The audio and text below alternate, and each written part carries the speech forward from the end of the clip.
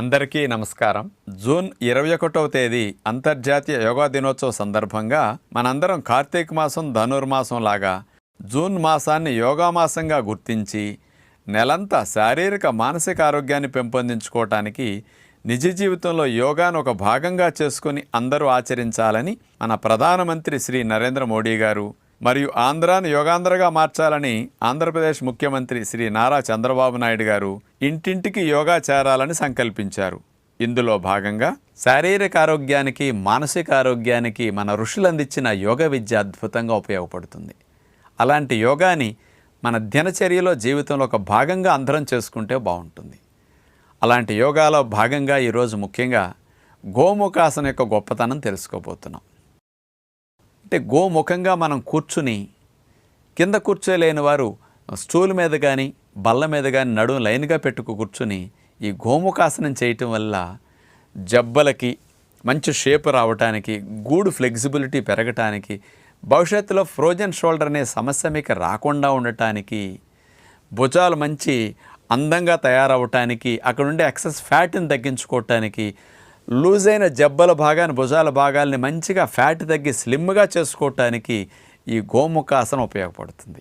అలాంటి గోముఖాసనాన్ని మీరు ఇంట్లో ఎలా చేసుకోవచ్చు ఇప్పుడు మనం చూద్దాం. ఇప్పుడు గోముఖాసనం చేసే విధానం మనం చూడబోతున్నాం.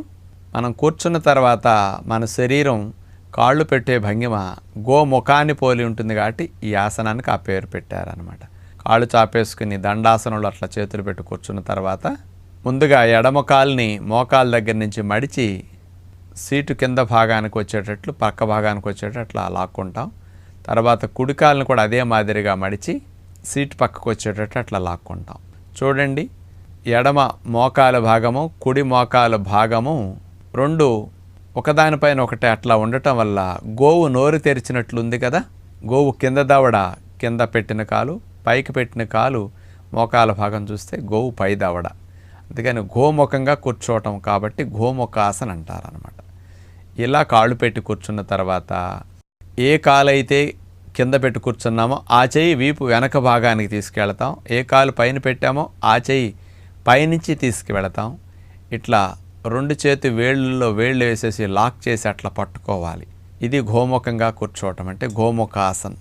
ఇలా చేతులు అందని వారు వేళ్ళు ఆనినా సరిపోతుంది.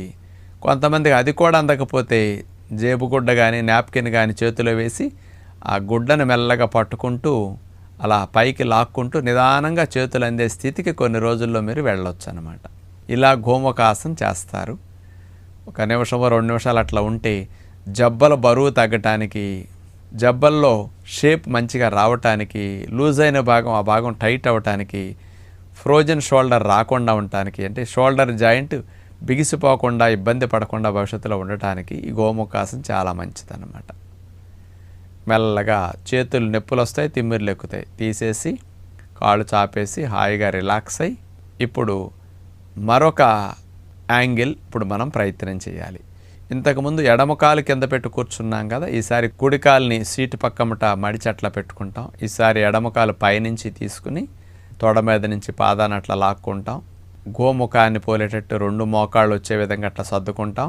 ఈసారి కుడి చేతిని వీపు వెనక నుంచి పెట్టుకుంటాం. ఎడమ చేతిని పైనుంచి తీసుకొచ్చి అట్లా పట్టుకుంటాం. ఈ భంగిమ చాలామందికి చేతులు పెట్టడంలో అందవు. ఇంతకుముందు అందింది ఇప్పుడు ఎందుకు అందట్లేదు అనిపిస్తుంది.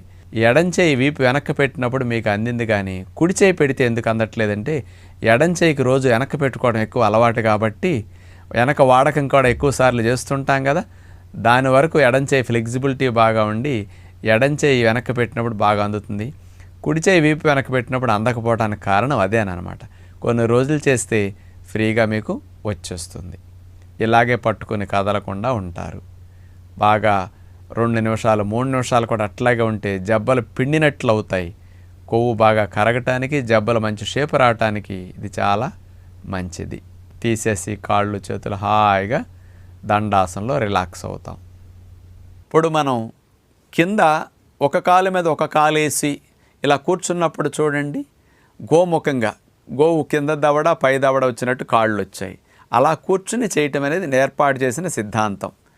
అలా కూర్చోవడానికి కాళ్ళు సహకరించిన వారు, నొప్పులు ఉన్నవారు, పెద్ద వయసు వారు మీరు బల్ల మీద కానీ స్టూల్ మీద కానీ కుర్చీ మీద కానీ కూర్చుని నడుము లైన్గా పెట్టుకుని గోముఖాసనం చేయొచ్చు. ఇలా రోజు కనుక ఒక్కసారి 3-4 నిమిషాలు కనుక చేస్తే మీరు అనుకున్న విధంగా మీ భుజాలు జబ్బలు గూడు భాగం మంచిగా ఆరోగ్యకరంగా ఉండి మీకు జీవితకాలం ఈ భాగాలు చక్కగా సహకరిస్తాయి. భవిష్యత్తులో ఈ నొప్పులు రాకుండా కూడా ఈ భాగాలు ఆరోగ్యకరంగా మారతాయి. నమస్కారం.